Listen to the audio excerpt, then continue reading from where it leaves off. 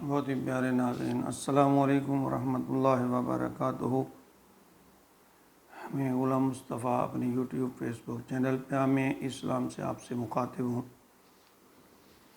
درس قرآن کے سلسلہ میں آج کا ہمارا سبق سورۃ البقرہ کی آیت نمبر 243 اور 244 پر مشتمل ہے۔ اعوذ باللہ من الشیطان الرجیم، بسم اللہ الرحمن الرحیم۔ الم تر الی الذین خرجوا من دیارہم وهم الوف حذر الموت فقال لهم اللہ موتوا ثم احیاہم ان اللہ لذو فضل علی الناس ولکن اکثر الناس لا یشکرون۔ وقاتلوا فی سبیل اللہ واعلموا ان اللہ سمیع علیم۔ ان آیات مبارکہ میں اللہ رب العزت نے ایک مرتبہ پھر بنی اسرائیل کا تذکرہ فرمایا ہے۔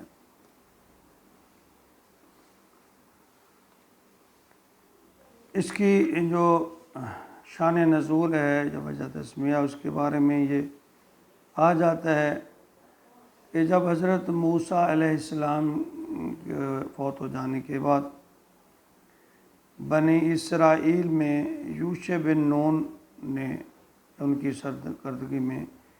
جہاد و قتال کا ایک سلسلہ شروع ہوا، تو انہوں نے فلسطین کو فتح کر لیا تھا، لیکن انہوں نے پھر ایک جو سنگین غلطی کی وہ یہ تھی کہ وہاں ایک مشترکہ یا متحدہ حکومت بنانے کی بجائے انہوں نے چھوٹی چھوٹی ریاستیں بنا دیں، اور پھر وہ آپس میں لڑنے جھگڑنے لگے۔ اور پھر ایک وقت ایسا آیا کہ کفار اور مشرکین نے انہیں گھر سے نکال دیا، کیونکہ وہ بزدل ہو گئے تھے۔ تو ان آیات مبارکہ میں اللہ رب العزت نے فرمایا، الم تارا الی الذین، کیا نہ دیکھا تو نے ان لوگوں کو، خرجوا جو نکلے، من دیارہم اپنے گھروں سے، وہم الوف حالانکہ وہ تھے ہزاروں کی تعداد میں، حذر الموت، موت کے ڈر سے، یعنی اتنے بزدل ہو گئے تھے کہ پھر کفار اور مشرکین کے ڈر سے وہ اپنے گھروں سے نکل بھاگے۔ اللہ فرماتے ہیں فقال لهم اللہ موتوا، پھر اللہ نے فرمایا ان کے لیے یہ حکم دیا اللہ تعالیٰ، موتوا کہ تم مر جاؤ، ثم احیاہم پھر اللہ نے انہیں دوبارہ زندہ کیا، ان اللہ بے شک اللہ ہے، لذو فضل بہت بڑے فضل والا، علی الناس لوگوں پر، ولیکن اکثر الناس لیکن بہت سارے جو لوگ ہیں، لا یشکرون پھر بھی شکر نہیں کرتے۔ اللہ فرماتے ہیں اتنی زیادہ تعداد میں ہونے کے باوجود پھر وہ بزدلی دکھا رہے ہیں، تو پھر اللہ فرماتے ہیں کہ اگر مومن بندہ اس طرح بزدلی دکھائے تو اس سے اس کا مر جانا بہتر ہے۔ یہاں جو موت کا تذکرہ کیا گیا ہے، یہ بعض علماء کرام اس کو طبعی موت یعنی کہ اصلی موت اس کو قرار دیتے ہیں، جو بالفعل جو جسدی یعنی جسم کے ساتھ موت، اور بعض اس کو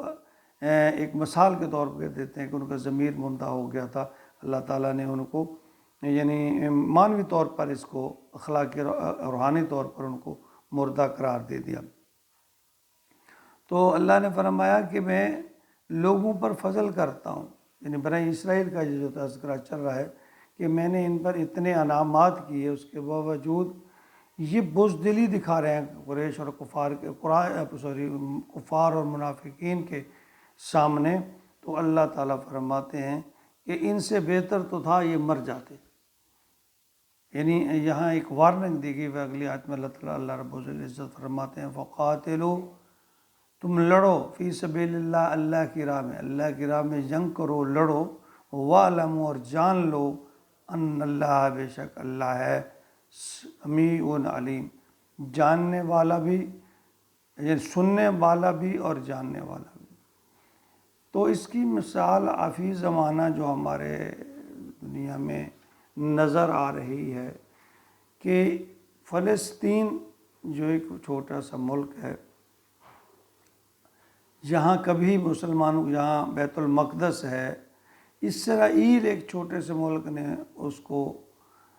تہ و بالا کر کے رکھ دیا۔ لیکن اس سے بڑھ کر جو ہماری بدقسمتی ہے کہ پوری دنیا کے مسلمان ممالک خاموش ہیں، تماشا دیکھ رہے ہیں، بزدلی دکھا رہے ہیں، بلکہ میں تو یوں کہوں گا کہ بے غیرتی دکھا رہے ہیں کہ مسلمان بچے عورتیں سامنے کٹ رہے ہیں، شہید ہو رہے ہیں، آگ خون کی ہولی کھیلی جا رہی ہے، لیکن پوری مسلم امہ جو اپنے آپ کو دین کے ٹھیکیدار سمجھتے ہیں، ایون کہ بہت سارے لوگوں کی ترکی سے امیدیں وابستہ تھیں کیونکہ ایک ترقی یافتہ ملک ہے، اور سعودیہ جو ہمارا روحانی ایک قبلہ کعبہ ہے، وہاں کی حکومت اور دوسرے تمام دنیا کے ممالک خاموش بیٹھے ان کا تماشا دیکھ رہے ہیں۔ اور اللہ رب العزت نے اس طرح کے واقعہ کے لیے یہ حکم فرمایا کہ اگر تم بزدلی دکھاؤ، کافروں کے مقابلے میں بزدلی دکھاؤ، تعداد ہونے کے باوجود تم مقابلے پہ نہ آؤ، تو اللہ فرماتے ہیں کہ اس سے تمہارے لیے مر جانا بہتر ہے۔ یہی تذکرہ عنایت اللہ تعالیٰ نے فرمایا۔ اللہ فرماتے ہیں اگلی فرمایا کہ تم وقاتلوا فی سبیل اللہ، یہاں حکم پایا جاتا ہے کہ لڑو ان لوگوں سے، اللہ کی راہ میں لڑو، جہاد کرو۔ اللہ رب العزت جو اس وقت مسلمانوں کی غیرت مر چکی ہے، جو بالکل آخری خلاقیت کی پستیوں چھو رہی ہے، اللہ رب العزت ہمیں ایمانی جذبہ دے، ہمارے حکمرانوں کو۔ عوام تو وہاں جا کر اسی طریقے سے، کیونکہ جس طرح سرحد کی پابندیاں ہوتی ہیں، نہیں لڑ سکتی، لیکن مسلم ممالک، مسلم حکومتیں کم از کم ان تنظیموں کو، مسلمانوں کو اس چیز کی اجازت ہی دے دیں۔ وہاں مسلمانوں کی طرف سے بھیجا ہوا جو امدادی سامان ہے اس کو وہاں پہنچنے نہیں دیا جا رہا۔ مریضوں کو علاج کے لیے جو ڈاکٹر تھے، سنا ہے کہ ان کو اغوا کر لیا گیا ہے، علاج نہیں ہونے دیا جا رہا، تڑپ تڑپ کر لوگ جان دے رہے ہیں، اور آئے روز سوشل میڈیا پر ان کی فریادیں، ان کی آہ و پکار ہم تک پہنچتی ہیں۔ ہم کتنے بزدل ہیں کہ ہم ان کی مدد نہیں کر پا رہے، کوئی حکومت ٹس سے مس نہیں ہو رہی۔ ہماری ایمانی غیرت مر چکی ہے، اور خدا نہ خواستہ اللہ کی لاٹھی بڑی بے آواز ہے۔ اگر اللہ کی غضب جو ہے جوش میں آ گیا تو اس حالت میں پوری دنیا کے مسلمان زیر عذاب ہوں گے۔ اللہ تعالیٰ ہمیں معاف فرمائے، اور اللہ سے دعا ہے کہ اللہ تعالیٰ کوئی ایسا رستہ نکال دے، کوئی ایسا طریقہ نکال دے کہ یہ جو مسلمان حکمران ہیں یہ جاگ جائیں اور فلسطین کی مدد کے لیے متحد ہو جائیں، بزدلی ختم کر دیں۔ مرنا تو ایک دن ہے۔ اللہ رب العزت جو ہماری مری ہوئی، کھوئی ہوئی حمیت ہے، جو غیرت ہے، اللہ اس کو جگا دے۔ ہم ابابیلوں کا تذکرہ کوئی کر رہا ہے، کوئی اللہ دعائیں مانگ رہا ہے، عوام تو اسی حد تک چلو دعائیں مانگ بے بس ہیں، لیکن حکومتوں کو چاہیے اس کے لیے کوئی راست قدم اٹھائیں، سب مل کر۔